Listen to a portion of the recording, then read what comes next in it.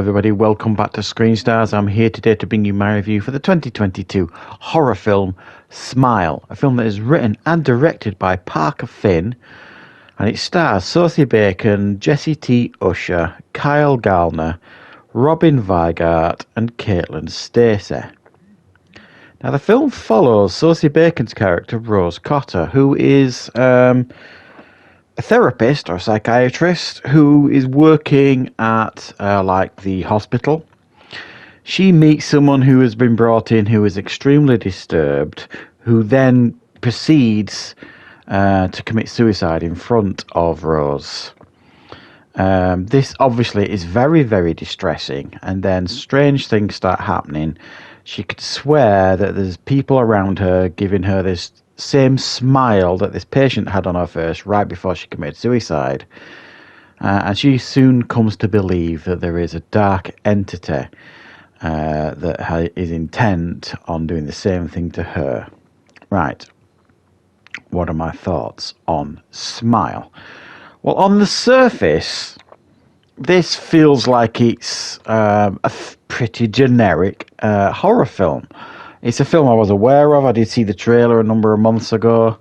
It looked pretty interesting to me. It looked quite different, quite original, a little bit unique here and there. But it also felt like it was borrowing heavily from other things, like that pretty terrible film Truth or Dare that came out 2 or 3 years ago. I'm not sure when it was. That was universally panned by most people. I didn't despise it, but it wasn't very good.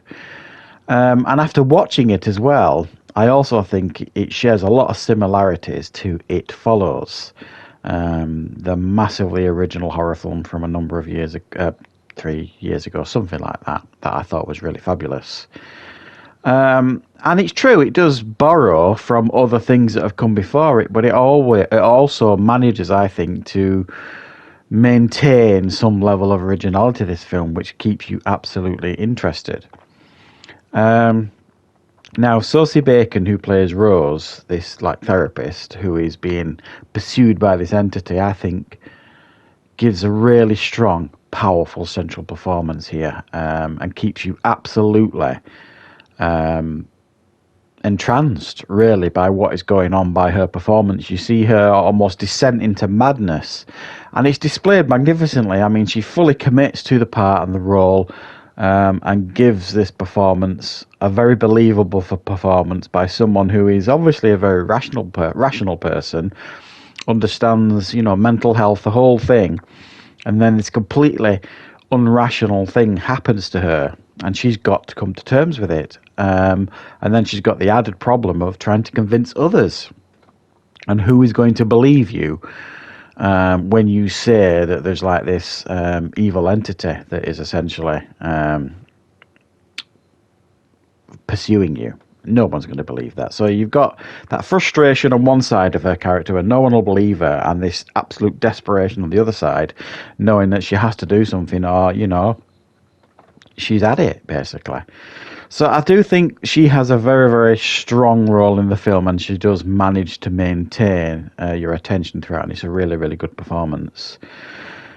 Everybody else in the film is just kind of there. There's no other performance where you kind of think, yeah, that was fantastic or anything. She really is that good in the role that you can't really see past her. Now, it does, I think, this film kind of use a lot of typical horror tropes. It's heavy on the jump scares. Now, jump scares obviously have been way overused over the years in horror movies, to the point where they were becoming an absolute cliche. This film, I think, just gets away with it. There's a lot of jump scares, but most of them work.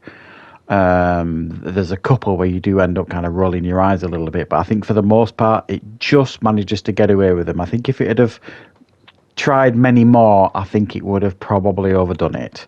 But I think it just gets away with it. But just be aware, if you're not a fan of jump scares, this film has a lot of them. It also uses other horror tropes like dead pets that you see all the time in horror films. As soon as you're watching a horror film, there's like a pet cat or a pet dog or a pet budgie or whatever, you're kind of thinking, well, he's at it, or that pet's at it.